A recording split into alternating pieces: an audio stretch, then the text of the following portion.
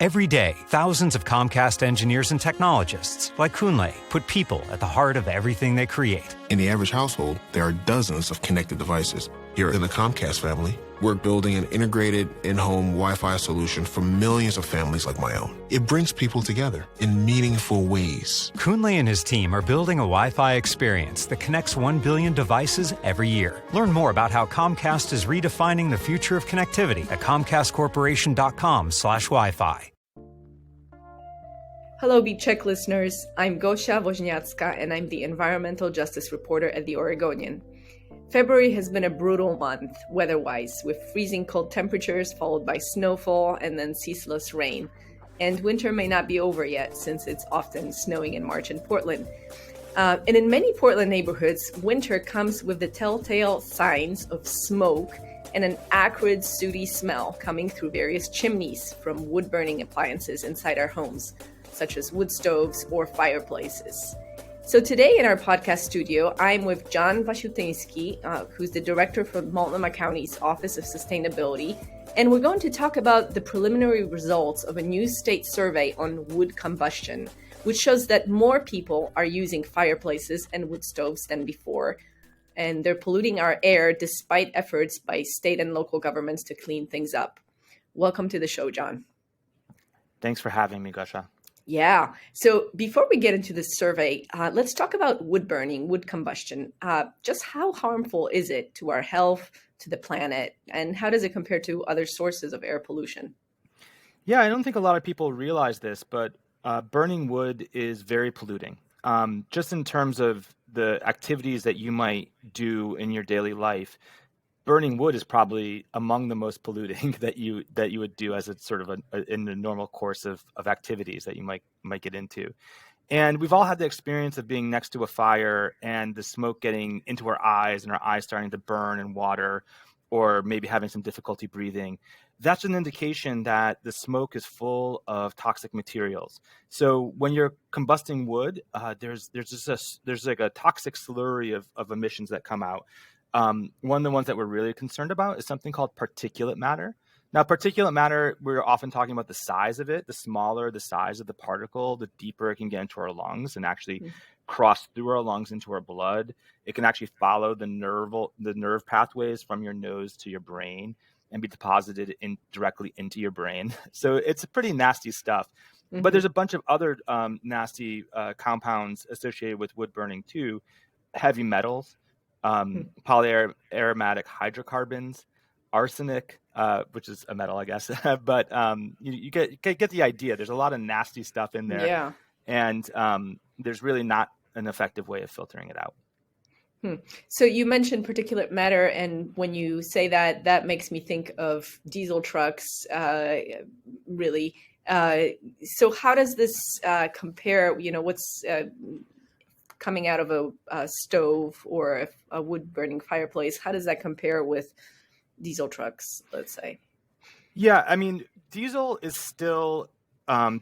engines are still the kind of largest source of pollution in the Portland metro area. And if we kind of imagine kind of going through our day, we see diesel vehicles all the time, right? Whether it's the garbage truck going down the road or, you know, the delivery truck on the highway, there is lots and lots and lots of diesel equipment out there, you know, helping to, you know, do pretty much everything from construction to shipping to, you know, bringing our Amazon packages to our front door oftentimes. And so those, there's just so many of those vehicles and they are very polluting. And because of that, the EPA has mandated that they get cleaner over time. And today, I believe it's about 0.5 grams of particulate matter per an hour is allowed to be emitted from a truck that's being manufactured today. And that's like a 95% plus reduction in particulate matter from, you know, the old truck where you see the big puff of black smoke coming out where there's probably no filter. So those new trucks are you know, relatively very clean when it comes to particulate matter. There's other pollution, carbon dioxide, et cetera. How does a wood stove compare to a diesel truck? So the EPA has also put in pollution controls over time, and they've sort of set the standard for like how many grams per hour or whatever. And, a modern EPA certified stove is 2.5 grams per hour. So you could see the big difference. If I had to choose, like, would I rather my neighbor idle a modern diesel truck in his yard or fire up his fireplace? I'm going to choose the diesel truck because it's actually going to be less polluting. Wow. The diesel truck is going to be less polluting than the modern wood stove. Yeah, that's correct. Wow. That's crazy. So wood stoves. What about fireplaces? Wood burning fireplaces? Yeah. So people have a variety of wood burning appliances, or even sometimes like a backyard chimney or a fire pit or something like that. And in general, a wood stove is going to be a lot more efficient than a fireplace. So a fireplace is going to burn a lot more wood for each unit of heat than and combust the wood less efficiently. And in part, the pollution associated with wood smoke is a product of how completely the gases are being recirculated through the device and burned. And in a fireplace, that burning process is super inefficient. So you get a lot more pollution coming up the chimney than you would with a wood stove. Wow. I didn't realize that. So both wood stove and wood burning fireplace, more polluting than modern diesel trucks. Let's establish that at the beginning. Who is most at risk from this pollution? That's a good question. The people most at risk are going to be folks who already have some kind of respiratory or cardiovascular disease. So folks with asthma, anybody with heart disease, older adults. And then we're always when it comes to air quality, we're always worried about children, especially because kids have breathe more air per unit of body mass, right? So, and they also have, a longer lifespan ahead of them. So the more air pollution they're exposed to, the more that's going to impact their entire life course, as opposed to an older adult, who has a less life ahead of them. So we're always really worried about kids. Just as one thing I always say to folks is like Portland Parks and Rec has banned smoking tobacco products or vape products inside of one of their parks, and we can kind of imagine, I'm a parent, so I can imagine myself kind of getting, saying something to somebody who's like smoking a cigarette next to the playground while my kid is playing. Well, if you live right next to it and you've got your wood stove going, that smoke could be, again, many times more impactful than that secondhand smoke from a cigarette. I'm not saying the secondhand smoke from a cigarette is good. I'm just saying that, relatively speaking, the wood stove is going to be a lot worse. Yeah. I mean, it's incredible. I've definitely lived in neighborhoods where, there's houses on my street where, many times during the winter, it's like you go outside and you just want to close your door immediately because the air just stinks. Yeah. It's terrible. And I've gone into houses where they burn wood regularly, and you can actually smell the smoke from inside the house, right? And so that's another thing that people should be aware of, is that if you are going to have a fire in your home, really being thoughtful and trying to avoid that smoke getting into your living space is really important because, outside, at least we have the benefit that there's a very large volume of air that the smoke is getting mixed into, whereas inside your house, that's you can have a buildup of really high concentrations of that pollution. And probably people get used to the smell, so they don't even notice it. I'm guessing. Sure. Yeah. So let's talk about the statewide survey. Every few years in our state, we do this survey about wood combustion, basically asking people, what they use, not what they have in their house, but what they actually use. Did they use a fireplace? Did they use a wood stove? And then also how much outside burning they do. And so we just got the new survey in. It's still, the data is still preliminary, but we already have these basic results. Can you talk about what the survey shows, especially for cities like Portland? Yeah, I think what we're seeing in urban areas like Portland is a trend in more people, having fireplaces, more people having wood burning stoves, more people having backyard fires. That's a big area of growth in this latest survey, and probably just people kind of having it as a secondary source of heat because they want to have an emergency backup, or they think it's really cozy, or they're worried about the rising cost of utilities. And wood can be, if you're collecting the wood yourself, then maybe it's relatively affordable for you. So there's a variety of reasons why we're doing it, but a lot of it I think is driven by people wanting to use fires as a way of enjoyment. Mm-hmm. Interesting. Were these results a surprise to you? They're not a huge surprise to me. But I think during the pandemic, the height of the COVID-19 pandemic, I don't know if we're fully out of it yet. But during the height of the COVID pandemic, we definitely just anecdotally started getting a lot of information because, so many of us were needing to stay at home a lot. I think people looked around and saw having a fire, especially a backyard fire, as a way of, keeping themselves entertained, or maybe having a few friends over and being outside and having, still being able to socialize. The other reason I think for the trend is that we've had a couple of really bad ice storms. And this is, believe it or not, it's a relatively new trend that we're getting this, not that we get snow or ice. That's always happened in Portland.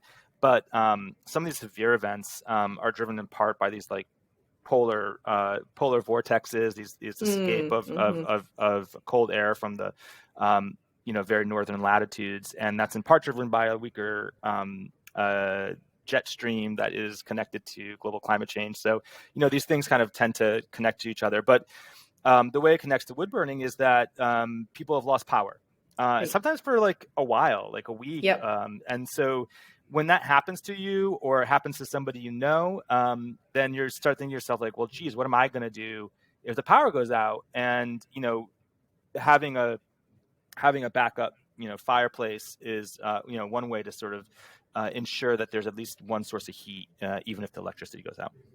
Yeah, totally. In fact, I just interviewed a gentleman who lost his power for about a week, and he just got a fireplace insert in his home because he just doesn't want to be in that situation anymore. And he's got plenty of firewood in his backyard, that he can gather and dry out. So it's interesting to hear that perspective. Yeah, absolutely. So, we've got these wood stoves and fireplaces and wood burning, something that people relied on a lot in the past, until we got onto cleaner furnaces, gas and electric heating. But the county, your county, has worked a lot in the past few years to get the message out about wood burning, to reach people who still have some of these old legacy wood stoves and fireplaces that they use as a primary source of heat, and help them swap out to healthier alternatives. And yet, despite all this work, we seem to be sort of going back. The trend is going in the opposite direction with more people getting these things. Yeah. Can you talk a little bit about the county's efforts and why they started in the first place? Yeah, thank you. It does feel like we're a little bit on a treadmill, maybe losing ground, right? Because so I work for Multnomah County for Chair Vega Peterson, and when she was a commissioner, and then even to now as chair, she's really championed the cause of air quality and clean air, and that inspired us back in 2018 to implement a program that we modeled after a program in Washington County, which is a curtailment policy. So essentially, the Board of County Commissioners passed a law that said, if we think air is going to be trapped close to the surface of the ground, we're going to ask people not to burn or tell people not to burn, depending on how severe it is. Because that's really the days that we're most worried about from a public health standpoint are oftentimes, this happens in the winter, you get an air stagnation advisory. That means that you have a layer of cold air trapped close to the surface that's being held down by a layer of warm air above it. And it's called an air inversion. And when that happens, and you have the air is trapped in the valley, and all that pollution that would normally rise up into the atmosphere and mix is trapped close to the surface. And so we end up getting, severe air quality impact close to the surface. And on those days, we ask people, or we tell people actually not to burn. There's exceptions if it's your only source of heat, and you can sign up for those exemptions on our website. And then in 2020, we actually expanded that program to be year-round. Oftentimes what happens in the summer is the fire marshal will call a public safety burn ban because it's too dry and too hot to safely have fires, especially outdoors. But in the shoulder seasons in the spring and fall, we're monitoring air quality forecasts to potentially ask people or tell people not to burn on those days. So that was our first kind of leg of the stool. The other leg of the stool is outreach and education. We've done radio spots, we've done billboards, we've gotten TriMet buses, ads, with a variety of messages like a check before you burn to get people up to speed on the fact that this policy exists. We've had a skip the fire, love your lungs messaging out there. Wood smoke is a health hazard messaging. So we've had a variety of messaging tools, and we have staff that go out to neighborhood associations, give presentations at community meetings, at public events, to really try to get the word out. And the good news is that when people learn about the impacts of wood burning, they tend to change their behavior in order to minimize the activity or find other ways to reduce the impact. Yeah. And then finally, the last leg of the stool, because you need three legs, right? Is we've for the past couple of years have been running a program to help people change out their wood burning device and replace it with a heat pump. Heat pumps are amazing technology. Everyone already has a heat pump in their house. It's called your refrigerator. And it's able to keep your food cold or frozen even on even the hottest days of the year, right? So we know that heat pumps work really well. And you can have one for your house. And it works in both directions. So it can heat in the winter, it can cool in the summer. So it has, and now because of climate change, we have these really extreme temperatures sometimes in the summer. So having a way to cool down your house is a way to also build up your climate resilience. So this program to be able to take somebody's, maybe somebody who's been heating, and your colleague actually reported on one of these families recently, somebody who is heating with wood exclusively. You take that out, you put in a heat pump. There's no emissions associated with the heat pump. And it's able to heat the home efficiently, and it's able to cool the home. And the couple that your colleague profiled a couple of weeks ago in the paper really kind of highlighted they're older adults. They have a variety of medical needs, and they're able to now have this additional benefit of, clean air for themselves, for their neighbors, including a school, and then they're also able to have that additional layer of protection with a cooling device in their house. Yeah, that's amazing. And I think you mentioned to me when we talked before the podcast that you've swapped out these wood stoves for about 140 households. Yeah, that's right. And we still have a little bit of funding through the end of the fiscal year for the program. And I think if the numbers I saw, we've served 115 households, but some households had multiple devices in them. So you might have, a wood stove in the basement, a wood stove in the living room. And for those homes, we've been able to, so we've removed more wood burning devices than 115. But to date, the latest data we have is we've served 115 homes with the wood burning exchange program. Got it. Yeah, that's fantastic.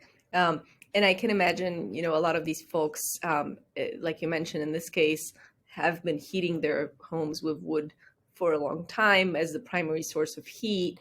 That is kind of a different group of folks than probably the ones who are now getting fireplaces and wood stoves as you mentioned, an additional source of heat, or, just in case of a power outage, or just for aesthetic purposes. A lot of people that I talk to who are getting these newer devices installed in their homes, they talk about how these are state of the art, eco certified, green, healthier, no pollution, can't smell anything, no fumes. Are these newer stoves and newer fireplaces actually okay to have around? Do they not pollute? Yeah, I mean, it's a bit of a complicated complicated answer. But what I would say, burning wood is not green, full stop. But there's different levels of bad associated with burning wood. And so, if you one important thing to realize too is that the certification process that EPA laid out for new wood burning devices, they just like with your car, has to be sort of cleaner over time, make less pollution over time because of EPA rules. The EPA has done the same thing for stoves, and actually Oregon has a history here because we were among the first states to actually require stoves to get cleaner with a certification program that was eventually adopted by EPA. Unfortunately, what's happened recently is we discovered through investigations by various states that the testing process was really flawed, and that even certified stoves were polluting at levels above what they were supposed to be. So the certification process for wood stoves doesn't necessarily mean that your wood stove is going to perform as predicted on the label. It's kind of like, and then so there's the problem with the device itself. Even if the device is perfect, how you use it matters, right? So like if you have a new car and it says it gets 50 miles per the gallon, but if you drive it like you're a Formula One race car driver, you're not going to get that 50 miles per gallon performance out of it. So if you aren't maintaining your device properly, then the pollution might be higher. If you're burning the wrong stuff in it, the pollution could be higher. Just as an example, like some types of wood burn dirtier than other types of wood, depending on the actual species of wood. Like was it oak or was it pine? And then the other interesting thing is the moisture content of the wood can have a big impact on how polluting the burning is. So you have to have very dry wood in order to have, like I was saying before, an efficient fire that is combusting as completely as possible. But even if you have a great stove, and just anecdotal, like maybe not anecdotally, but sort of tangentially, the Alaska has been working on wood smoke pollution for a long time. It's a big source of heat in the state. And they looked at the EPA certification program and ended up with just a small handful. I think it was 11 stoves that kind of met their actual standard, right? So there's a vast universe of stoves out there. And at least according to Alaska, there's only a small subset of them actually kind of meet the performance standards. And this is sort of setting aside the way in which you actually operate the device, which has a big impact, like I was saying, on the pollution. But let's assume for a second that you have dry wood, that you know how to build a fire really effectively. So you're minimizing the amount of time that it takes to get the fire going, and you're maintaining a very hot fire. Even then, you're still going to be producing a lot more pollution than you would be if you had just your natural gas furnace or a heat pump. And so that fire is going to be still going to be releasing those other nasty chemicals I was talking about besides particulate matter. And oftentimes the standards are really are being driven by particulate matter as the main pollutant. So you're still releasing, polyaromatic hydrocarbons. You're still releasing metals, and you're also releasing carbon dioxide and nitrogen oxide and other kinds of pollutants that have an effect on our environment. So there's a lot of there's really not a green way to have a fire. I think I do think having it as a backup, if you have it as a backup and that's the one time you're going to use it is if the power goes out, okay, that's great. But in general, it's not very clean. And one of the sort of things that's a little bit counterintuitive is that probably the cleanest way to have a fire is just to go buy one of those Duraflame logs from the grocery store. Those are engineered to burn really completely and really effectively. So it's like sawdust, like glued together with wax.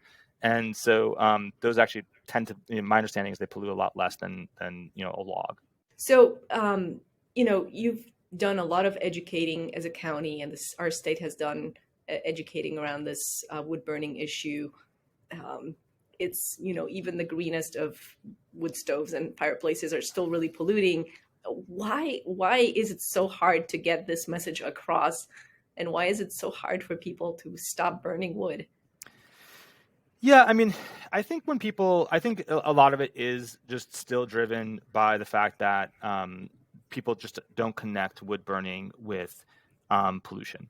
How many people do you know who said like, "Ooh, I love the smell of a fire" as I'm taking a walk on a cool fall evening? So we have positive associations with fires. Maybe we associate fires with camping with her family, or positive memories of being on the beach, having a vacation or something like that.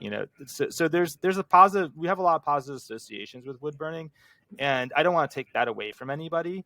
But the reality is that it can be harmful. And we know that when people learn more about the harmful aspects of wood burning, they do change their behavior to try to limit their exposure or their family's exposure to that pollution.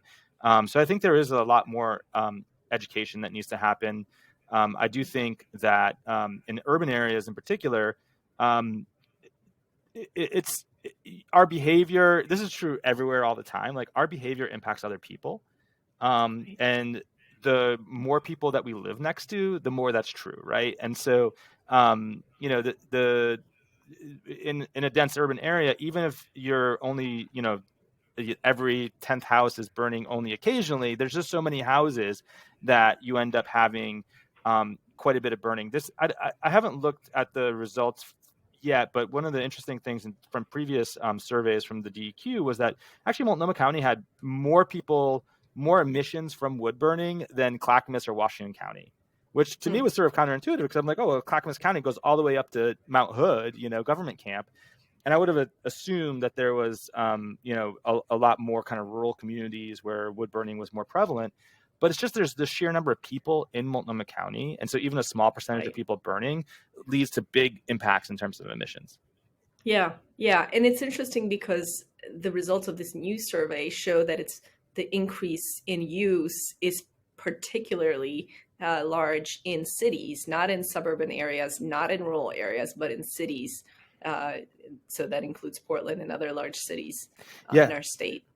Yeah, I thought that was interesting. Yeah, what's really interesting is that there's a small community in down the valley, Oak Ridge, where there's been what the EPA calls non-attainment for particulate matter, meaning that like their particulate matter was so high that the EPA was like, you've got to fix this, you got to figure out. And the big driver for air pollution there was home wood burning. And so they've been able to get grants from the EPA and swap out people's wood stoves with heat pumps for the most part. That's been their main strategy. They have done some wood, put in some newer wood stoves for old uncertified stoves in certain cases. But what has really done the trick is like, getting rid of the wood stove, giving somebody a nice modern heat pump. And now they're in the maintenance. Now they've kind of come back down below that level that the EPA sets. Even though that level has dropped recently. So they're able to maintain that cleaner air thanks to getting rid of just, a handful of wood burning devices. So it has a big impact. And so it is, and that's a rural community. And so it's discouraging that it's growing here in Multnomah County and other urban parts of the state. And it's kind of driven by these affluent lifestyle burners where it's sort of like, oh, it's kind of nice, it's kind of cozy, and I think that's largely an artifact of the fact that people just don't realize that has an impact. Yeah, definitely. And I wonder too, in rural areas where we've seen so many more wildfires, people maybe are just a lot more aware about the impacts of smoke. We don't see that as much in the cities. Obviously, we get, we smell it occasionally, but that could be part of the reason why. I just want to come back as we're nearing the end to this idea of using wood burning as an alternative source of heat when there's an extreme weather that's causing power outages. What can people do as an alternative instead of burning wood? Yeah, it's a great question. So there are some emerging technologies, and I'll just say it again that like, if you have a wood insert or a fireplace or some home heating device and the power's out and your primary need is to stay warm, you should stay warm. That should drive you. So if that's the one time you're having a fire, I'm not here to judge you on that. But there are other ways of kind of giving yourself that sense of security, that redundancy. And so, one trend that's it's kind of like an emerging trend is it's still kind of new is, people are getting home batteries where you can have a battery in your home that is charging, during the day. A lot of times people have solar panels associated with that battery, and if the power goes out, that can supply the energy for your home. Another kind of just over the horizon technology that's really neat is what they're calling vehicle to home. So we know that we now have electric vehicles that we can charge from our home, during the night or whatever when we're not using it. But that is a big honking battery you have even in the smallest EV. And that battery, you can actually reverse the flow under certain circumstances. And now they're designing it as a feature of these cars. So you can actually power your house during an outage. And then there's something called a simpler solution that's available to homeowners today. It's called a transfer switch.